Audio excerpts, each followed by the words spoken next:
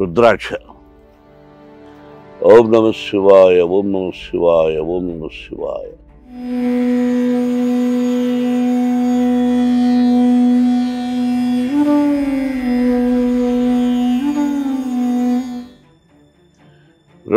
సంవత్సరంలో ఈ రుద్రాక్ష చెట్టు తీసుకొచ్చాను ఋషికేశ్ నుంచి.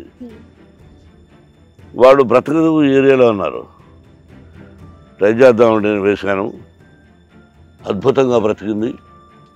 ఆ పక్కనే ధ్వజస్తంభం, మనకు ధ్వజస్తంభం ఉంటుంది చూసారు గుడి ముందు, దానికి ఒక హిస్టరీ ఉంది ఎందుకు ధ్వజస్తంభం ఉండాలి అని. ఆ ధ్వజస్తంభానికి వాడతారు ఆ చెక్కను, ఆ చెట్టును, ఫేమస్ అది.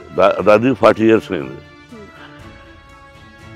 ఇప్పుడు రుద్రాక్ష నాటాము, 25 సంవత్సరాలు అయిపోయింది. ఇప్పుడు 3 ముఖాలు, 4 ముఖాలు, 5 ముఖాలు, 2 ముఖాలు అలా కాస్తుంది రుద్రాక్ష చెట్టు.